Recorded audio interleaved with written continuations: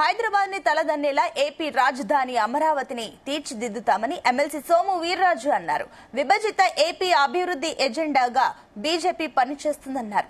మోదీ, చంద్రబాబు, పవన్ నేతృత్వంలో కూటమి ప్రభుత్వం రాష్ట్ర అభివృద్ధికి విశేషంగా కృషి చేస్తుందన్నారు.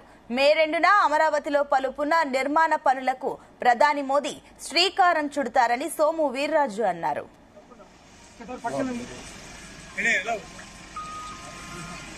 ఇలా చూడండి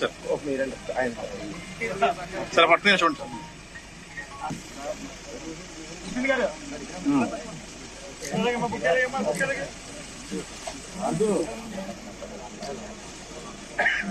ఇలా తిరగండి సార్ ఇవ్వండి ఇలా చూడండి సార్ ఇలా చూడండి దొరగారు సోమవీరాజు నాయకత్వం జిందాబాద్ జిందాబాద్ జిందాబాద్.